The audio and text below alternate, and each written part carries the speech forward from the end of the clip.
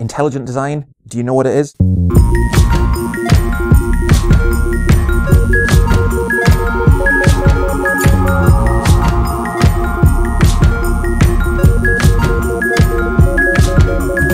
He's a man who creates even more controversy than I do at times, and that's Jonathan McLatchie. Jonathan, welcome. You create controversy because you're, now please, I hope none of the watchers get upset at this. You believe in intelligent design. Is that true? I believe in intelligent design, yes. Are you mad? Are you a scientist? Well, I have two master's degrees, one in evolutionary biology, one in medical and molecular bioscience. So my training is in the sciences. Are you not just compartmentalizing? How can you have a degree in evolutionary biology and believe in intelligent design? Is that not an oxymoron? Well, for me, I think science and faith complement one another, and I think that there's strong rational warrant from the sciences to affirm the truth of theism. For me, as an undergraduate, I was often baffled, in fact, how someone could go through a scientific program in biology, or indeed in the sciences generally, and become an atheist, because the evidence seems to me to be so compelling for the truth of theism. Can you explain intelligent design? Well, what do we mean by that? Because these are loaded words for some people, and ignoramuses like me, I'm going, yeah, the world is designed, it looks as though it's designed, there must be a designer, what's the problem? What is meant by intelligent design? So intelligent design is really the study of patterns in nature which bear the hallmarks of an intelligent cause. So it's predicated upon the standard principles of scientific reasoning with respect to the past. It's based on the historical abductive method, which is to say we infer to the best explanation from all the competing hypotheses. Charles Lyell was a famous 19th century geologist, wrote a famous book, a landmark book in the history of science called Principles of Geology, which was an inspiration, in fact, to Charles Darwin himself. And basically he insisted in this book that if you want to explain events in the remote past, one should let one's present experience of cause and effect guide one's search for the best explanation. And so for us as intelligent design proponents, when we see information in the realm of biology, we know that in every realm of experience, information uniformly traces its source back to an intelligent agent, or a rational, conscious, deliberative agent. And so when we find information in the DNA molecule encoded in digital form, we infer that the best explanation is that it too arose by virtue of an intelligent cause. Okay, that presupposes two things though, doesn't it? It presupposes a uniformitarianism, which you probably have to do if you're going to do science and postulate back into the past. I'm intrigued as how, from an atheistic worldview, you get both uniformitarianism and the whole idea of the universe being ordered. Surely you have to have a starting point, which is in effect a theistic one. I think the presumption of the uniformity and rational intelligibility of nature, in fact, in turn presupposes a theistic worldview, because we're supposing that the universe is rationally ordered. And not chaos. And not chaos, and the laws of nature are not going to change in a heartbeat. And that there are laws of nature and so on. But intelligent design, now in particular, the term intelligent design is being associated, I think it's being associated politically, isn't it, with certain things in the United States, the Discovery Institute, and you've done work for indeed. The Discovery Institute. Who are they? Well, the Discovery Institute probably would be the central think tank of the intelligent design community. They're based in Seattle, Washington. They are responsible for funding research in intelligent design. It's often claimed that intelligent design advocates don't do peer-reviewed research, but in fact, Discovery Institute has funded peer-reviewed research in intelligent design. They have a lab based in Fremont, Washington, called the Biologic Institute, which is where intelligent design researchers actually do lab work and actually produce peer-reviewed data. So the Discovery Institute is involved also in defending the academic freedoms of intelligent design advocating scientists. We're talking about, say well-known writers. For example, Michael Behe, he's Discovery Institute? Michael Behe is based at Behe University. He is a senior fellow of the Discovery Institute as well, yes. And what was his book, his most famous book? He's written two books. The first book was written in the late 90s called Darwin's Black Box, Biochemical Challenge to Evolution, and his second book, written about a decade later, was The Edge of Evolution. Do intelligent design people, do they deny evolution? Are they young Earth creationists, old Earth creationists? I've heard some argue this is just creationism being snuck in through the back door? Well, one has to distinguish, I think, between intelligent design and creationism. Creationism is really concerned with ontology, that is, what is the source of being, whereas intelligent design is really the quest for the signs of intelligence in the world. Creationism really is based upon an attempt to interpret the world in view of and in light of a religious text such as Genesis 1 or something like that, whereas intelligent design really is a more minimal commitment to the reality of intelligent causality as an explanation for biological complexity. So as to whether it rejects evolution, one has to be careful as to how one defines evolution. It defines evolution in certain senses. Yeah, okay. It doesn't necessarily reject common ancestry or speciation, but it certainly rejects the neo-Darwinian conception of how evolution operates. Is this a fair comment? Well, I mean, this argument. If I walk into a room and I see a painting on a wall, I assume that art requires an artist. Design requires a designer.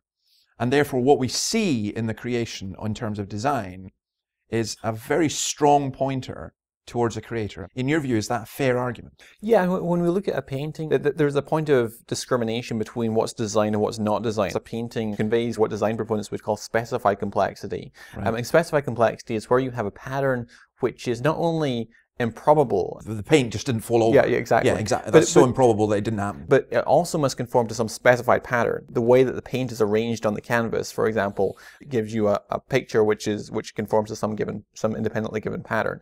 So you have these two criteria of complexity and specification. Whereas if you look at something which is just randomly arranged, it might be a very complex pattern, but it's not specified. Is this not a kind of rehash of the first cause argument? You know, the painting has a cause. Well, what's the cause? The cause is the painter. The painter has a cause, you know, and you keep going, and we keep going back. So at some point, we're going to have to stop. I mean, the Hindu myth about the world being created and carried on the back of 4 turtles. Well, what are they on? 4 more turtles. What are they on? 4 more turtles. You know, it's turtles all the way down. At some point, because we know that the universe had a beginning, to me it makes intelligent, rational sense. Does it make scientific sense to say, yeah, there was a big bang, but who banged? Yeah, of course. I mean, that would be, of course, the famous Kalam argument. The universe began to exist. Everything which begins to exist has a cause. Therefore, the universe has a cause. And I think we can say certain things about this cause, that it must be trans-temporal, spaceless, and immaterial, and indeed personal. Every worldview must come back to something which is ultimately necessary, exists out of the necessity of its own nature. You must have been reading Aquinas. No, that's interesting, because you get someone like Einstein, who sometimes seems to be pantheist, but he recognizes the idea of mind and supreme mind and so on, but moves away, does not believe in a personal God. But you're saying a personal God is of necessity required. I think personal in the sense of having free will. I think that is a necessary for the ultimate cause. I would say that it must be moral in view of the moral argument, and I would present the moral argument as an independent because supplement. Where do morals come from? Otherwise, exactly. They can't just be chemical reactions. And I would say immensely intelligent because of the fine-tuning of the initial constants of physics. For example, Roger Penrose at the University of Oxford has calculated that the probability of obtaining the initial low entropy conditions of our universe is equivalent to 1 part in 10 to the 10 to the 123rd power. Now, there's only 10 to the 80 elementary particles in the known universe, so you wouldn't have enough particles to write down all the zeros after the 1, right? Moving slightly away, but do you think that the multiverse argument is really just an attempt to avoid the implications of all that you're saying? In other words, it is a science of the gaps. The universe is finely tuned. We know the universe had a beginning. The argument for design is so strong. Wait a minute. The only way we can get away with this is to have a multiverse. The atheist really is backed into a corner. The multiverse is the only escape route that they have to run down. Yeah. And I think there's a number of problems with the multiverse proposal. One problem is that it basically commits a gambler's fallacy. A gambler's fallacy is, imagine you are playing cards and you're dealt a royal flush, and then the next round, again, royal flush, and 20 rounds, you just keep getting a royal flush. Yeah. And you say, you know, it shouldn't be surprising that I keep getting dealt a royal flush, because imagine that there's all these parallel universes, and each universe, we're all playing cards around this table, and so there has to be some universe in which I get dealt a royal flush every round. So and there's a universe in which I'm Brad Pitt and Richard Dawkins is the Pope, and Yeah, and Dundee are winning the European Cup, and Scotland are brilliant at cricket. I mean, exactly. And so the multiverse also has a problem in that it's ad hoc. Ultimately, any set of observations can be explained by invoking a multiverse, so it really explains nothing. Yeah, so that's another problem. Yeah. Another problem is that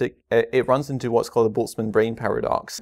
Explain that. The Boltzmann brain paradox basically says that because you would need such a huge, almost infinite array of parallel universes in order to get around the fine-tuning that is necessary to explain the origins of complex life on Earth or in the universe at all, it's far more probable that you would end up with a universe inhabited by a single brain that fluctuates into existence out of the quantum vacuum and perceives a reality external to itself, even though that reality does not exist. If you're an atheist and you believe in this infinite array of parallel universes, then you ought to believe more rationally that you are a Boltzmann brain. That's more rational to accept than that our universe is finely tuned for our existence. Yeah. The odds of the fine-tuning thing are absolutely amazing. As you know, I wrote the Dawkins letters, and one of the things, I got in a little bit of trouble with that, was mocking Dawkins about the multiverse. That he says in that there's a universe in which you have a green moustache, and there's a universe in which you're already dead. And I was intrigued by all of that. But I think the thing that amazed me most about the God delusion was this. I can't believe that an intelligent man, scientist in Oxford University, is actually asking such a dumb question, but I'm going to ask you this dumb question too. God created the universe. Who created God? Yeah, sure. That's the old schoolboy question: who created God, or who designed the designer? Yeah. I think there's a number of problems with that. First of all, to propose an explanation as the best explanation for a particular phenomenon in nature, you don't have to provide an explanation of the explanation. Otherwise, you would lead to an infinite regress of explanations, and you never ultimately the turtles all the way anything. Down again, isn't exactly. it? Yeah. You'd never be able to explain anything. You destroy science. In fact, that's one reason why atheism is corrosive to science. If you suppose that you need an infinite regress of explanations, you can't really explain anything. Wait. So no. I like that line so much, I'm going to repeat it because you speak very quickly, and I'm going to repeat it. Atheism is corrosive to science. Exactly. You said that. Yes. Amen. Carry on. Sorry. Another problem with the objection is that everything requires an explanation of its existence, but not everything requires an explanation of its existence in something external to itself. So, for example, some mathematicians say that numbers exist necessarily, right? In every possible world, numbers exist. The laws of logic exist necessarily. They don't have some explanation external to themselves for their existence. So every worldview must ultimately have an unmoved mover. Our universe clearly is not an unmoved mover because our universe had a beginning. Yeah. If you suppose a B theory of time, a block theory of time, where our time and space is basically exist, we're just at one particular point of this block, if you will, and past, present, and future all exist at the same time. They're kind of illusory. They don't really exist as we understand them. If you suppose a B theory of time, that's one attempt to try and say that our universe exists necessarily. It's just a brute fact and doesn't require some explanation independent of itself. I think one problem with that is that a theistic hypothesis is fundamentally far more simple than to say that every event that occurs in our universe occurs necessarily out of logical necessity. Are we really to suppose that every particle, every atom, everything that we do, every thought that goes through our mind exists necessarily? I think that if you suppose a theistic hypothesis, that's far simpler because God doesn't comprise of parts. God is a very simple explanation of reality, and so I think is a better explanation than to say that our universe exists necessarily. So every worldview must ultimately come back to an unmoved mover, and I think the best explanation for that unmoved mover is God. But I mean, that who created the creator, I think the question itself, though, isn't it, is meaningless because we don't believe in a created creator. By definition, God is uncreated. And so what Dawkins is doing is he's asking a question that doesn't make any sense in theological terms, and it doesn't make any sense in rational terms, because we're saying that, it's back to the unmoved mover, it's back to the undesigned designer. At which point my head really hurts, and you don't sound as though you have a head that hurts, but I'm sure it does as well at times. Jonathan, we really, really, really appreciate you being here.